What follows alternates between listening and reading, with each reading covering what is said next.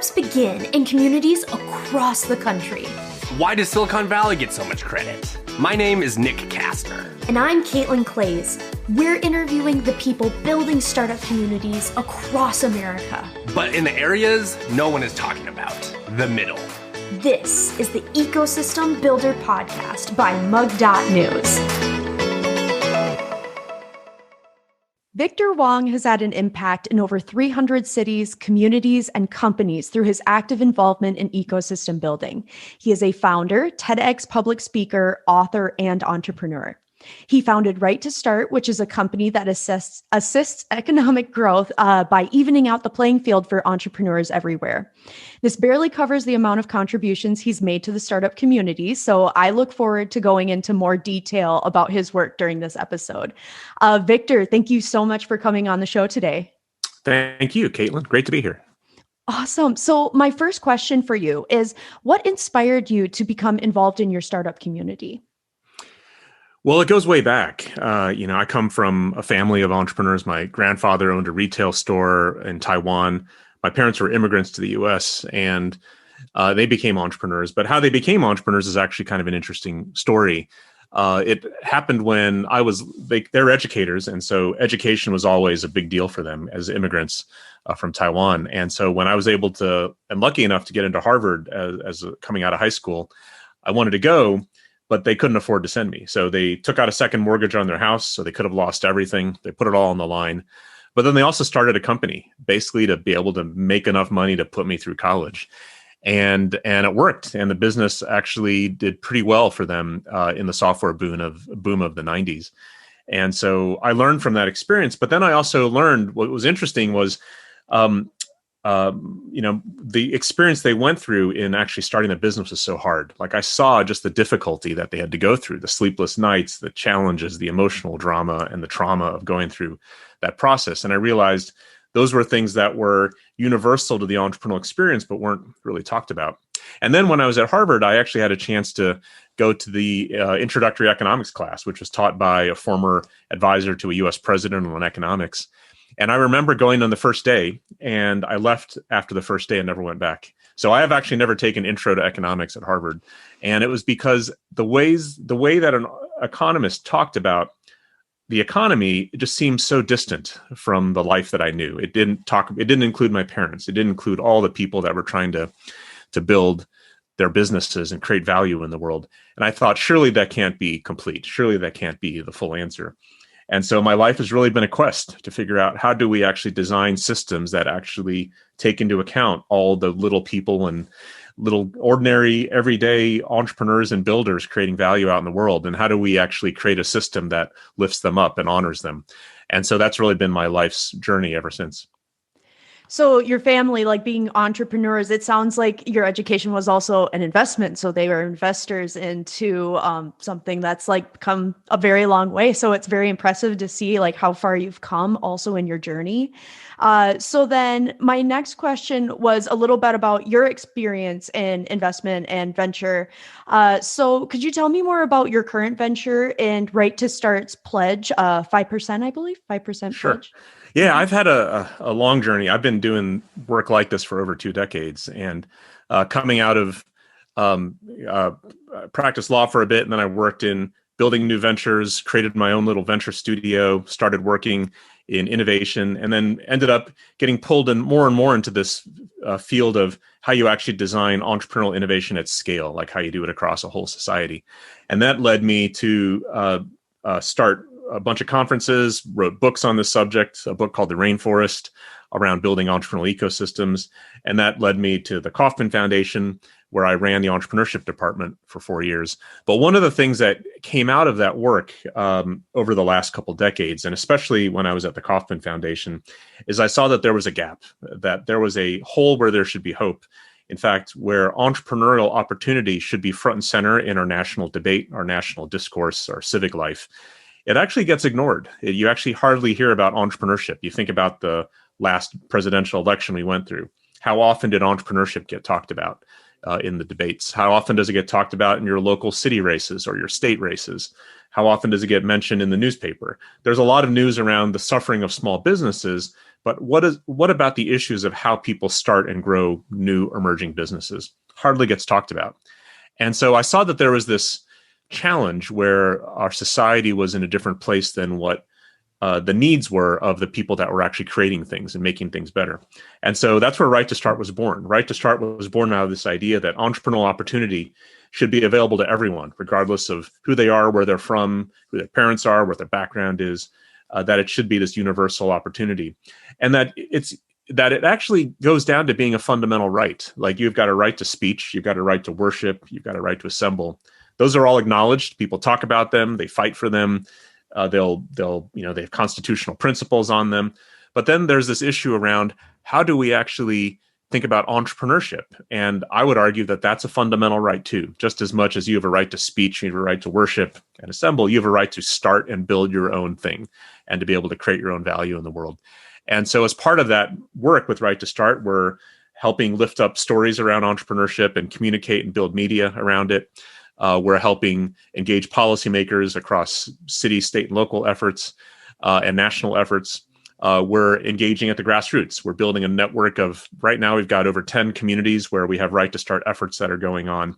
And we're changing laws, we're changing stories, we're changing policies, we're changing communities on the ground.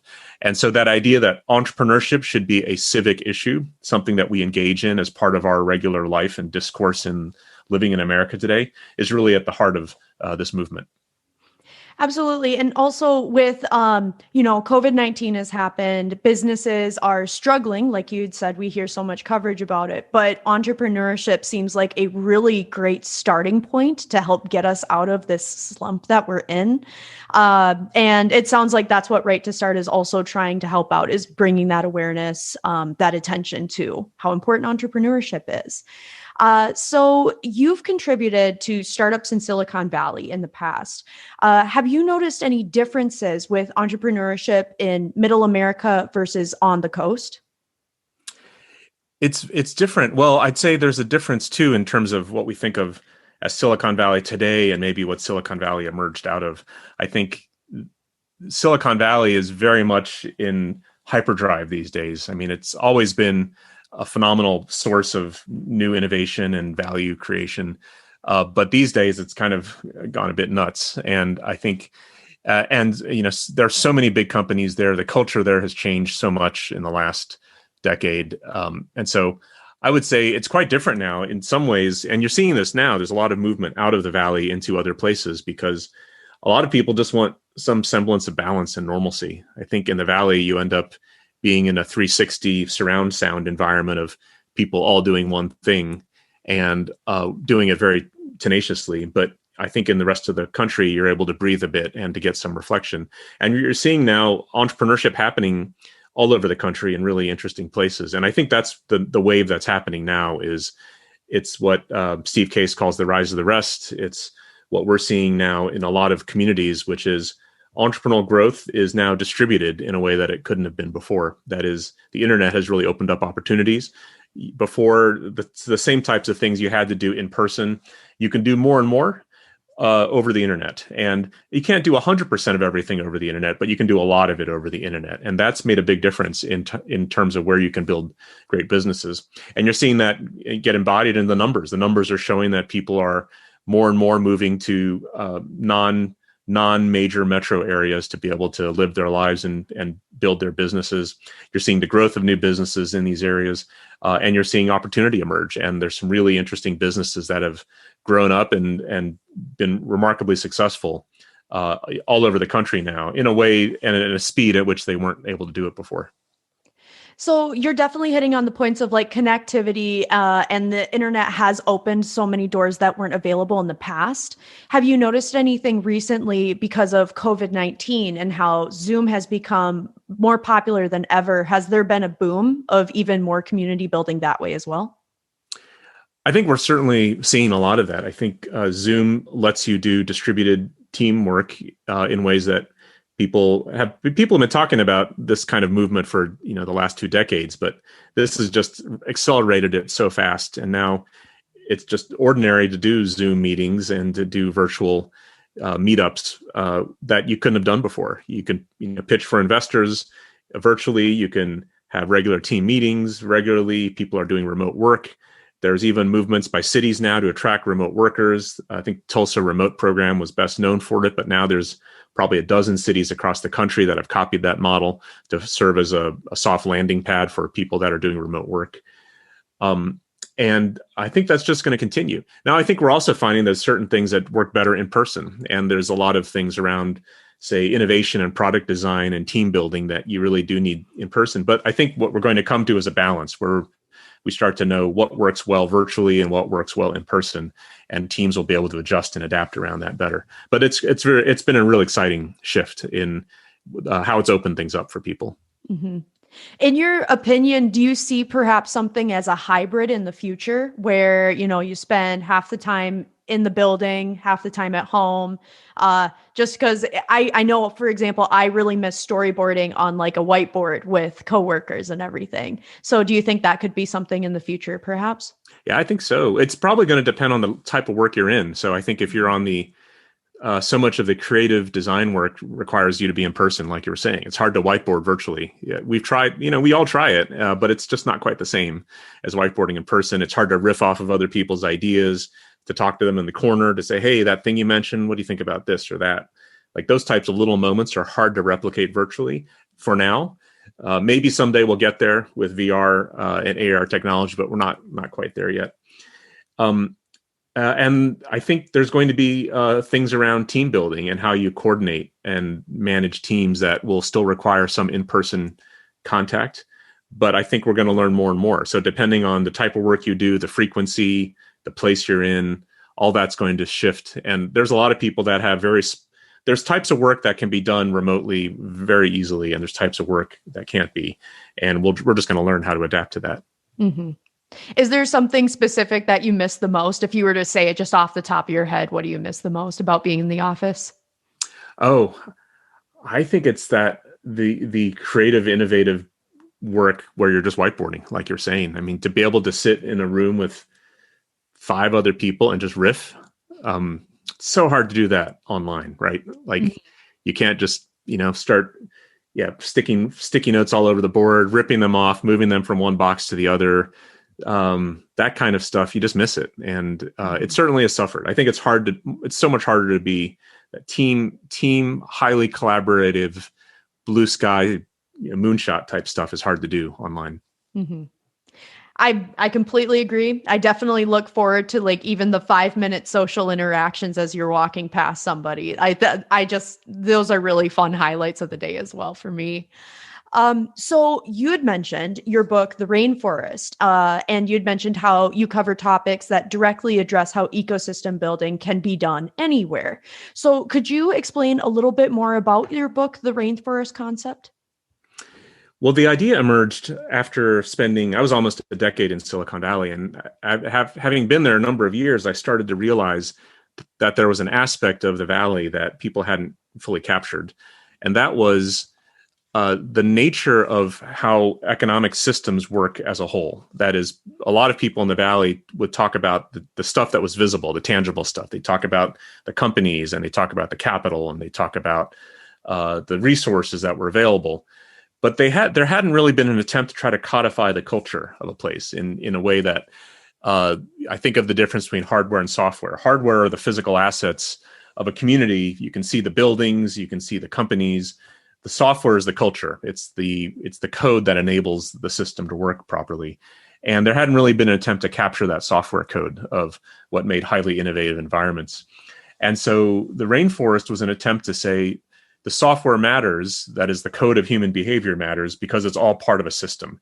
And that every company, if you think of companies not as companies, but if you think of them as groups of people getting together to turn ideas into life and to help grow them, then you realize that the way people work together, the way they talk, the way they interact, the way they team up, the way they experiment, the way they fail, the way they try again, the ways they help each other and share information, the ways they make referrals, all those things add up to a set of behaviors that actually have a big impact. And so the rainforest idea was an analogy looking at the difference between a natural system like a rainforest and an artificial industrial system like a farm. On a farm, when you're growing something, you know the crop you want to grow in advance, and your goal is to maximize the output yield of that crop. So if you're trying to make widgets on an assembly line, you're just trying to make lots of those widgets as cheap as possible with minimal defects. But if you think about whole economic systems like a rainforest, like a human ecosystem, they're different. You don't know what you're trying to create in advance. You know that you're trying to create value, you're trying to solve problems, you're trying to build things that don't exist. But then it's very different from a farm. So on a farm, if there's a weed, if you see a weed, what do you want to do with a weed? You want to kill it on a farm. You don't want weeds. But in a rainforest, what's a weed? Well, everything's a weed in a rainforest. That is, you never know what great little plant that's emerging is going to become the next great thing or the most important thing. So you have to give everything a chance to grow, and you have to nurture its growth. And the culture actually causes that to happen. And so in a rainforest, though, how do you grow a rainforest? Well, in a farm, you optimize the water, the crops, the yield. You actually can really scientifically create the precision around, building farms. But in a rainforest, can you just plant lots of trees? No, you can't. Those trees will die. What you want to do is to look at the whole environment. That is how all the things interact. It's not just one thing or the other. It's the combination of the humidity, the moisture in the soil, the nutrients in the soil, the interaction of all the flora and fauna that cause it to be what it is. So if you think about that, that's actually more of an innovative entrepreneurial system like a rainforest. So how do we create those? Well, it's the same types of environmental factors. How do we actually build the environments that cause entrepreneurship to grow? And those factors are what people call ecosystem building. That is a whole field that's developed out of this way of thinking around how you drive innovation at scale, which is a set of factors around people, the institutions, the policies, and the capital, and how those all interact together. Mm-hmm. And, when you first say, so if you're talking to someone who doesn't quite know about ecosystem building or entrepreneurship and you say ecosystem building, their mind immediately goes to a more natural, organic ecosystem building. So I think that's a great analogy that helps bring people in. Yeah. So it sounds like just, again, that observational period, the more organic, natural ways that humans can interact rather than, again, that corporate farm structure a little bit. So thank you for explaining a little bit more about that in the book. My next question for you then is, if someone is looking to build their business in a community, what is the first thing you suggest that they do? The first thing is, as always, is to get out of the door and talk to people. I think so much of what entrepreneurs tend to do, because every idea when it's new is fragile. It's like people are kind of shy about it. They're a bit embarrassed about it. They're not sure if it's any good, and it probably isn't that great when you start out. Like there's always a kernel of something, and it's like every plant that starts when it grows. It starts budding, and it's really fragile when it starts budding. And so the way to make it better is to talk to people and get their ideas, get their feedback, get their advice, get the referrals, get their connections, because that's how that plant starts to grow. It starts to get stronger through the interactions with the people, because the people are the ones that will feed in better resources into it. They'll make the idea better, they'll make it stronger, and they'll eventually also become the customers and the people that help spread this out and the distribution for this thing. So talk to people and be open about it. This is one thing the Valley figured out, which you notice this difference in the Valley. When people have a new idea, they'll just talk about it to anyone that'll listen. And the people that hear it will say, oh, that's an interesting idea. What if you did this? Or let me connect you to that person. Or here's an article I just read about that. If you go to a lot of more traditional places and economies, you find that people actually hold their ideas very tight. They have a new idea and they'll say, yeah, don't tell anyone yet because I'm still working on it. And if I want to tell you about it, I need you to sign a non-disclosure agreement in advance. Mm-hmm. And there's a lot of hesitation and fear and distrust in sharing ideas.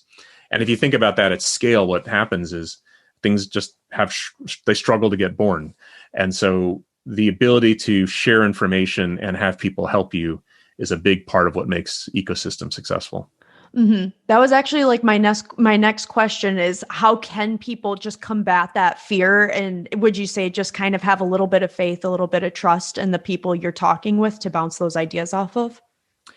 You have to give trust to get it. And I think in a lot of economies that are less innovative or less entrepreneurial, people take time to build trust, and that time becomes lost opportunity. Like when you spend months and months to try to build relationships with someone, that's opportunity cost right there. Instead of being able to get quick feedback and get quick help and quick resources. So I think take the chance and talk to people. Now, don't be dumb about it. I mean, don't give up your IP, and don't share your secret plans with your competitors in a direct way. But use your judgment and find people. There are people that want to help you, and a lot of people that are unexpected that want to help you, and they have zero. This goes to the idea that business is about 1% ideas and 99% execution, or playing off that old Einstein quote, 1% inspiration and 99% perspiration, which means the ideas are pretty cheap. There's a lot of people with ideas. The hard part is up ahead. And so the key is to get through that phase as fast as possible and get to the work, and not to get too bogged down on the ideation phase. And so talking to people, getting them to help is a great way to do that. So then where can people go to learn about startup events in their community? Do you have any suggestions where they can look? Every community is different, and some communities have great resources for startup events and calendars. And I'd say there's almost every mid-sized community in America today probably has some kind of hub for startup information. So it wouldn't take too long to find it if you just do some quick searches around entrepreneur or startup community information, ecosystem builders, calendars. You'll find them. And I've just seen so many great communities with great newsletters like that. And here in Kansas City, where I'm based, there's a great one called Startland News, and it's just a fantastic resource with great stories and great information about all the things happening in the community. So some creative online searching will help you find it, and then just be unafraid to walk in the door when people are actually back indoors again and talking with each other at events. Just to be able to go to events and meet people and engage with them is actually going to be a really important part of that. And even before then, to connect virtually with people that are there to help. For a lot of entrepreneurs, I think, that are new, one of the great surprises is there is a whole invisible community of entrepreneur supporters that want to help, because it really is it's a lonely sport if you're on your own. And so entrepreneurs and those who believe in entrepreneurs tend to band together and to help each other. And so being able to find that community, you'll find it's like a whole world opens up. It's like a whole part of a city or a community that's there that you never knew has been hiding all along. And for smaller towns, it's a bit tougher because there's fewer of those resources, but they're still there. You just got to dig a little bit harder. And it may be not fully formed, or there may be a network of people that are doing this quietly, but you can find it if you dig around. So do some networking and search a bit. Mm-hmm. Certainly. So then, like you said, Einstein's quote, 1% ideation, perspiration. To get to that point, though, of getting to the work as soon as you can, funding is pretty important as well to get started. So where do you suggest people go to find local grants, funds to get their business started? Capital is a big challenge. Well, I think the thing to do, first of all, is to get educated on how the capital works and what types of capital fit. And a lot of the instinct of people who are starting businesses to go to either towards venture capital or to banking. So venture capital, the challenge with venture capital is it tends to be focused on businesses that are high tech and high growth businesses that are very, very quick to ramp up. And most businesses, in fact, 99% of businesses don't fit the venture capital model, which is actually really challenging. So a lot of people get pushed into that model, but it really doesn't fit the way that most businesses done. In fact, venture capital funds less than 1% of the businesses in the US that are getting started. The other challenge is they go to banking. And the problem with banks is they'll largely say no when you're starting out, because banks require collateral, they require assets, they require several years of financial statements. And so if you don't have that record and those assets, banks don't tend to help you either. So the key would be to look for types of capital that fit the business you're in. So if you're, for instance, building a business and you've got some early customer validation and you're trying to get a product fully going. There's microloans that you can access through what are called CDFIs, Community Development Financial Institutions. So taking a look at those, lots of communities have CDFIs that are doing small grants or loans anywhere from a few $1,000s up to $50,000. There's also online lenders. If you've got a business and you're starting to get some traction and you've got some early cash flow, there's a number of online businesses that actually will pay for giving you working capital to process those for that business. Then there's a number of revenue-based investors that are starting to emerge as well. They're like venture capital firms in that they're small investment teams, but they don't just try to focus on rocket ship growth companies. They're all looking for businesses that are just generating good revenue that want to help it grow. And then there's a number of grants. So if people are doing science-based innovation, there's a whole industry of what are called SBIR grants given out by the federal government, Small Business Innovation Research Grants. That works out to tens of billions of dollars a year in grant money given to innovative science-based startup businesses. And there's a bunch of other resources too online. More and more, there's networks online where people are doing various ways to help you get money. I wouldn't overlook crowdfunding either. People who aren't familiar with that, you can start a project on Kickstarter to raise money from your friends, or you could even do crowd-based investments where you look for people to invest in your business. More and more resources today than there were a few years ago, and it's going to keep growing. I think the internet has really started to unleash this diversity of funding sources that didn't exist before. It's kind of like in the past, it was like going to an ice cream store with two flavors of ice cream, venture capital and banking. You can more and more now look at a bunch of different flavors of ice cream in the capital store that you couldn't find before. Most entrepreneurs have a hard time because it's kind of confusing, but there are ways and there are resources to start learning about these capital sources. And I'd recommend people start to figure out which ones fit their own businesses. Right. So you made the analogy with all the ice cream flavors. And what I'm picking up on as well is just finding that niche and getting as specific as possible with your target audience, and then hoping to find a venture capital or investors that are in the similar market. So that's something I'm picking up on. It's the same thing when we were building the Ecosystem Builder podcast. We were told, make it as niche as possible. And sure enough, there are people out there who will find you. And in addition to being in that target audience. So really, really interesting to hear your perspective on that.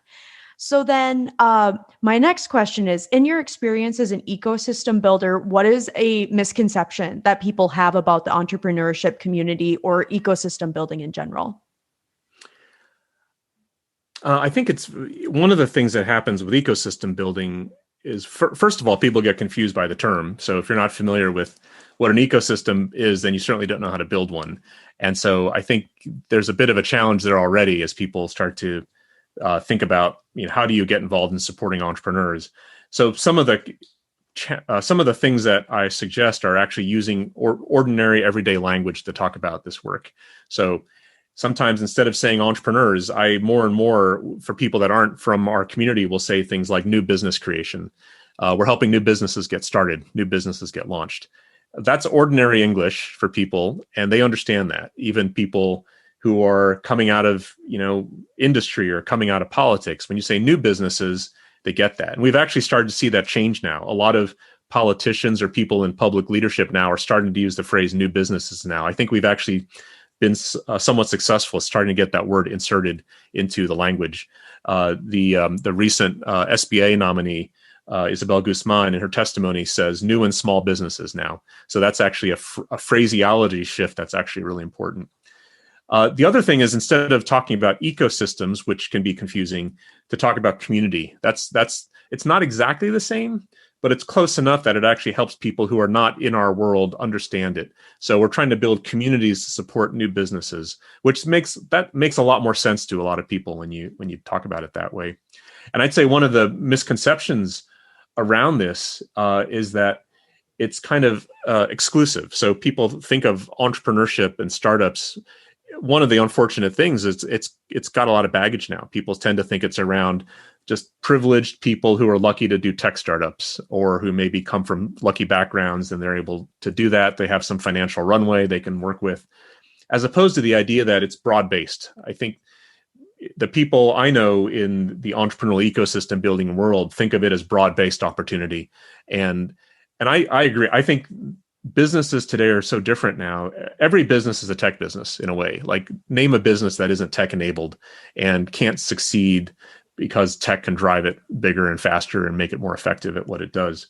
So every industry is a tech enabled industry. Every business can use tech today, which means we should be shifting the way we think about entrepreneurship, right? It's not just tech anymore. It's everything that can be enabled by tech, which is everything. And so that shift is happening right now, and you can see it more and more, that the things that we thought of as old school industry are now tech enabled, right? Uber was just taxis before. Airbnb was just, extra spare rooms before.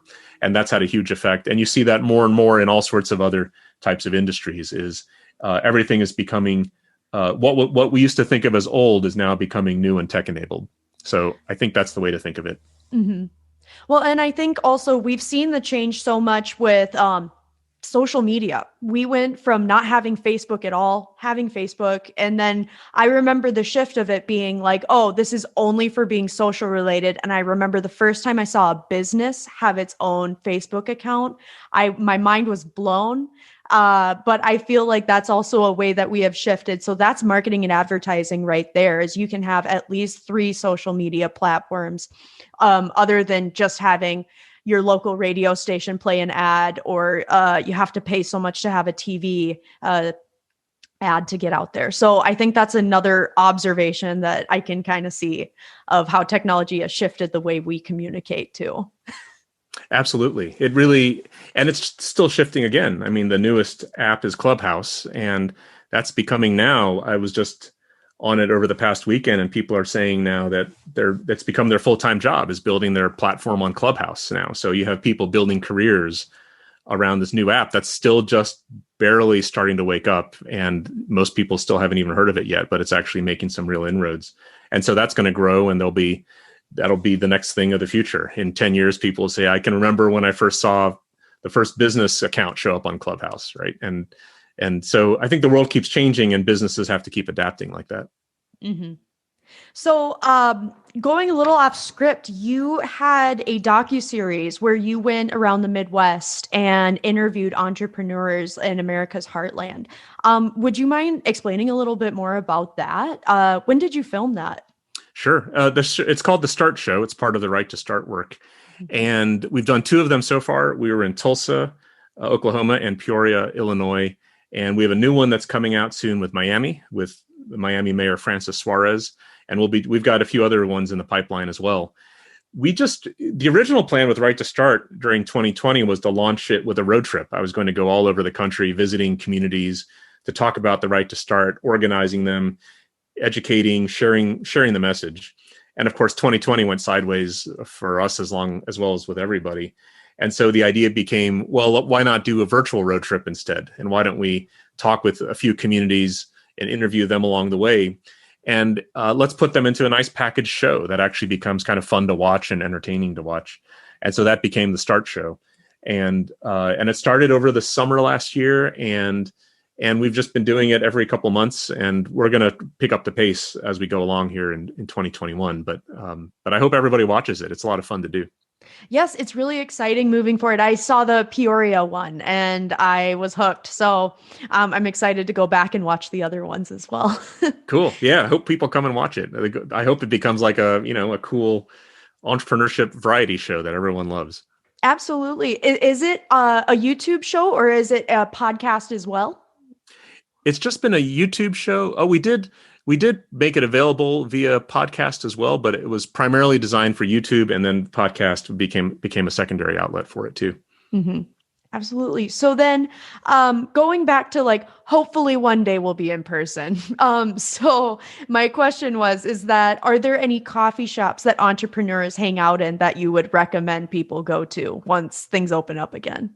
Yes. In fact, coffee is the liquid fuel of entrepreneurs, I like to say. It is actually what fuels entrepreneurs. Ideas are born over coffee. Businesses are started over coffee. And so every community has some great, great coffee shops. And so I will say There's so many. So actually, at Right to Start, we're about to launch a campaign to promote coffee shops that help entrepreneurs across the country. We call it Ground Up, as in restart America from the ground up, and coffee gets ground up. And so there's a number of coffee shops I'd love to highlight as part of that. Let's see, in Miami, we're highlighting Panther Coffee, which is amazing coffee. I've been drinking this out of Miami. I've actually been ordering this coffee and drinking it from all over the country. Oh. There's Topeka Coffee in Tulsa. There is the Roastery here in Kansas City. There's a PT's in Wichita, and I'm kicking myself in Peoria. I will remember the name in Peoria in a second, but there's some great coffee shops all over the country, and there's a coffee shop in a coffee maker in the Bay Area called High Note, which we actually gave as a gift to people at Christmas, because they take fresh roasted coffee, but then they put them into air sealed single serve packs, which actually make it really convenient as well, so you don't have to grind it yourself. Oh, wow. Yeah. And I bet it just absolutely preserves the flavor. Completely agree. Love coffee. But no, I think that's really cool. So thank you for sharing more about coffee shops as we go along. So then what are some co-working spaces available too that you would recommend? Oh, co-working spaces. Well, every community's got its own, so it's kind of hard to say which co-working space in which city is the best. So I'll say in Kansas City, I'll shout out to PlexPod, which has done an amazing job at being the hub of entrepreneurial activity in this region. But there's so many. I mean, Austin's got probably 20 or more co-working spaces that are all doing some amazing work out there. The coffee shop in Peoria, the coffee maker is Zion. They have both a coffee shop and their coffee maker, and they're fantastic. They do some wonderful work out there. Yeah, it's so hard to name one co-working space, but I will say they're great sources, and they become such valuable hubs for people to connect and share and build businesses all over the country. Mm-hmm. And definitely you find that just having those chance interactions, those conversations at the coffee pot, you'll see all the different types of people that you can collaborate with. That was something in Eau Claire, Wisconsin. So shout out to them. There's Ivy Media Place. And that was somewhere that I went to work with other creatives. And it's crazy. We're short one person on set. Does someone want to come and help? And so I'm sure that's what it's also like in those co-working spaces, and everyone's willing to help each other out. Absolutely. That community is key. And I think one of the things that is enabling entrepreneurship today is that you can land in almost any city in America and find a co-working space to plug into, and suddenly you're part of a whole community, which is pretty cool if you think about it. In fact, you could do that in most cities around the world now. There's some kind of equivalent of a co-working space happening, and that's providing more and more of these on-ramps for people, so you can start to be remote and plug in anywhere you go. Mm-hmm. Absolutely. So then kind of like before we close out, I was wondering, are there any news outlets, podcasts, or blogs that you recommend people check out to learn more about entrepreneurship or just stay in the loop? Well, subscribe to the Right to Start. So we've got a newsletter that comes out every couple of weeks, and we highlight some of the articles that we've been writing and news that's happening across the entrepreneurial engagement space. I think there are podcasts like yours, which are fantastic and doing a great resource. There's the Keystone, which is doing fantastic work as well. And I'd say subscribe to the Twitter channel for Right to Start as well, and subscribe to mine as well. I'm highlighting on articles and news all the time around entrepreneurship, and that'd be a great place to stay up to date with what's happening. There's also the Times of Entrepreneurship, the Times of E, which is doing great resource reporting on what's happening in the entrepreneurship space. And there's a bunch more. I mean, but it's a great question. I'd say there's a ton more resources today than there used to be, and it's going to continue to grow. Mm-hmm. Well, thank you so much for those highlights. Do you have any final thoughts before we close out? I'm just so excited for you guys and what you're doing. I think this podcast and the power it's building and the resources you're building and the information you're sharing is so critical to the entrepreneurial movement. And I'm just grateful for the chance to be here and grateful for the work that you all are doing. Well, we are so happy to have you, and thank you so much for coming on the show. Thank you, Caitlin. My pleasure. Now that we've learned about an ecosystem from a person who's building it, I'm going to link back up with Nick to clarify on some jargon and take a deeper dive into this ecosystem. Caitlin, how was your conversation with Victor? It was awesome. Thank you for asking. No, I'm really excited to dive in and tell you more about what my thoughts are on our conversation. Yeah, so what were some of those key takeaways? Sure. So one of my first takeaways was just that entrepreneurship should be available for everyone. So he introduced the concept of how often does the government talk about entrepreneurship? How much is that ever highlighted? And he had a great point because I noticed that was rarely talked about at all. We really don't cover that. But it just makes the most sense to support businesses in order to support the economy. It's just you have to work from the bottom to the top. And I thought that he had a great point about that. So it definitely changed my perspective on the way we view entrepreneurship as a society. Yeah, yes. And it's interesting how once it was pointed out to me, especially on both a local political level or even state and then national, it's really overlooked frequently. Oh yeah. And I mean, I'm going to be honest, cause when we started the podcast and when I was still learning about entrepreneurship, I completely separated the two. Government was over here, entrepreneurship was over here. You see W-2s over here and then your contractor stuff over here. So he brought up a good point, and I didn't even realize that the two shouldn't be opposing. They should be working together. Yes, yeah, most definitely. Was there anything you had to look up after the fact? Well, I do want to say his book, The Rainforest. So it had, I think there's just more jargon in that book. But what was interesting is, talking about ecosystem building. That's the show. That's the podcast. Mm-hmm. But his book talks about ecosystem building, but he uses a very what's the word? My brain is just losing it. But basically using definitions, he literally talks about an ecosystem in a rainforest. So quite literally an ecosystem in the scientific term that you would definitely, if you weren't knowing about entrepreneurship, that's where your head would go. Ecosystem meaning science. So basically, in the book, he kind of covers that in an ecosystem, you need to have a bunch of diversity of plant life, of sunlight, of water. You need all these different types of diversity of resources. He's the same thing applies for when you're talking about entrepreneurship ecosystems.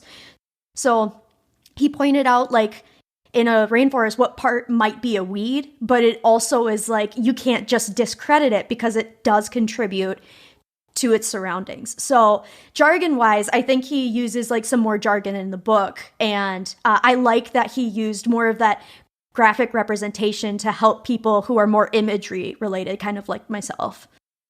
Yes, yeah, interesting. And it's also good to just walk through why they call it a startup ecosystem, because it's based off of the scientific ecosystem term. Any last thoughts, Caitlin?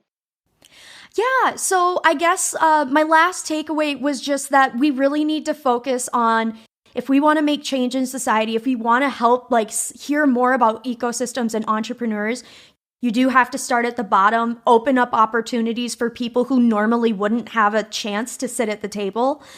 And the more we support the smaller businesses, the more we can support each other. So that's my final thought. Do you want to read us out?